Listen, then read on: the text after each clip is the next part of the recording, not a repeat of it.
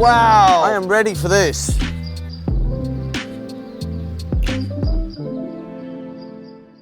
Hello and welcome to another episode of Potside Chats, where we talk about all things China. We're your hosts Stephanie and Nathan, and this week's episode is about China's national park system, and joining us is cyclist and social media commentator Jerry Gray. Hi, thank you, and what a great place to be invited to. We're excited you're here. We're in the perfect setting to discuss the national park systems, and I think people would be really surprised to know that 2023 is only the second anniversary of China's national park system. Yeah, but in the last 10 years, China's accelerated so much in conservation. Now, Jerry, you've been here for nearly 20.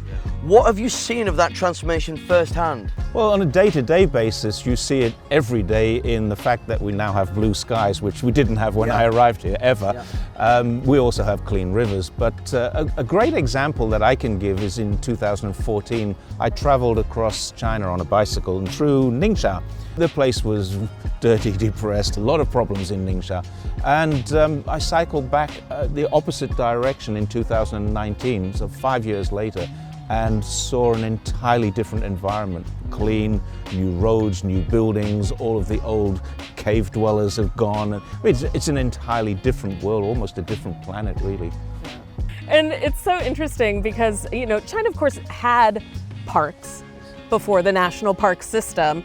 About 15% of China was protected in forests, wetlands, scenic areas, but it was really just a patchwork system scattered across the country. And that's where it may be a little bit confusing, because in 2015, China shortlisted, they chose 10 to be designated as national parks, and then they shortlisted that down to just 5 in 2021. 2 of which will feature heavily in this episode because we went to visit there, but that list is as follows. The Sanjiangyan National Park, the Giant Panda National Park, the Northeast China Tiger and Leopard National Park, the Hainan Tropical Rainforest National Park, and the Wuyishan National Park. The fame of Wuyishan rock tea came at a cost. Expanding tea plantations took a toll on soil and water quality and encroached on the local wildlife.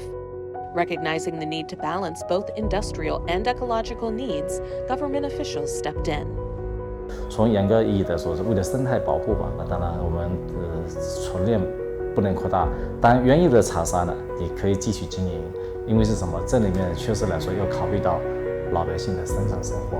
我的工作包括巡护那个大山里面的那个树林，我们要去看一看，还有我们的茶山、钓鱼一些的了，山上去违法的，我们都是要管的。我们这个周边的环境越来越好。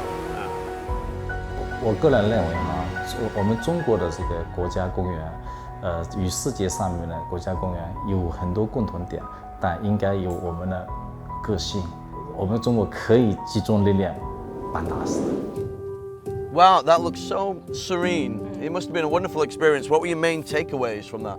Honestly, my main takeaways is how complex establishing and managing a national park is. It's more than just drawing a circle around some trees and saying it's a park. So much to balance. You have the conservation, the needs of the local people, the economic needs.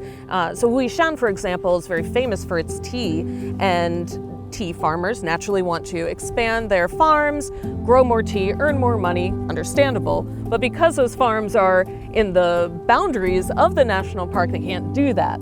So they really had to get creative and really scientific with how they solve that problem. Indeed.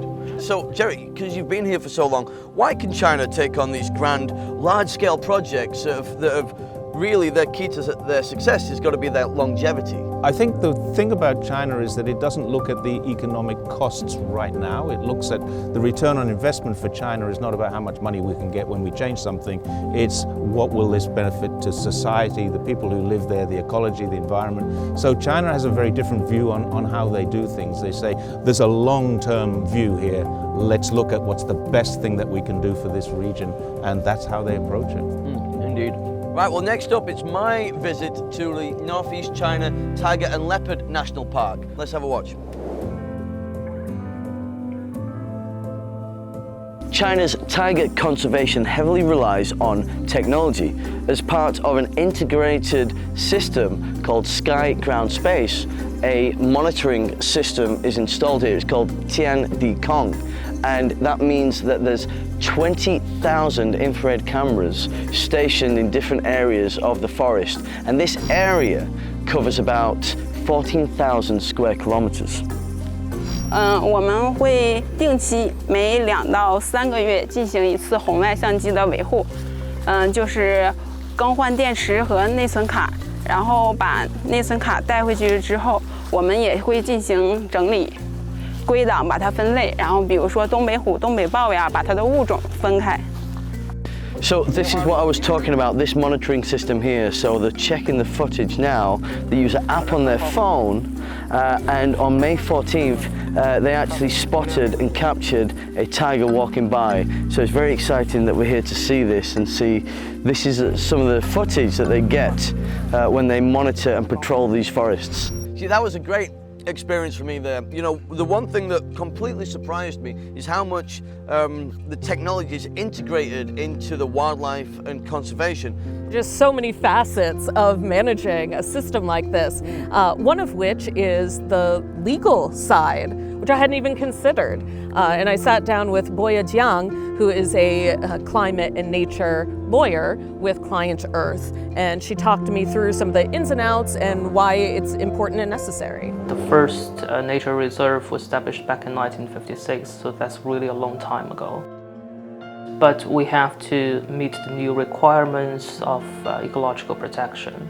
For example, you have to make more comprehensive protection of certain species, habitats, and ecosystems. So that's when national parks started to become a reality, taken into consideration by many Chinese legislators and as well as local governments. National parks, they will be the mainstay, which means that the most strict protection would apply to the national parks. So natural parks, they could easily apply a more holistic protection approach. It would be much more easier to deliver protection results within the national park system, as it's a very large area, and we have more administration agencies set up for the protection of which, and we have more resource mobilized to help implement relevant laws and regulations. I've got a good example of that actually. One of the parks is the Sanjiangyuan and the Three Rivers Park, and it's the source of the 3 major rivers that come through China. And the Yangtze River now is benefiting from that. At the lower reaches, the Yangtze River dolphin is back. For 40 years was believed to be extinct, and now we've got sightings of it. And in part of Hunan, where there's a lake which feeds into the Yangtze River, or feeds out of, is a floodplain as well.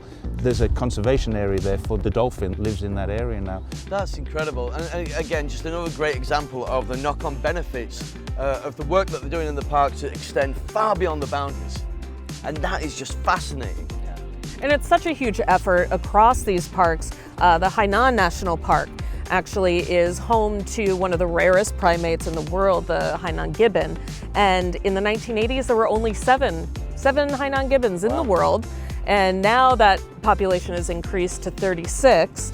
And even last year, they discovered like 28 new species of wildlife. And you just couldn't do that without like national level protection.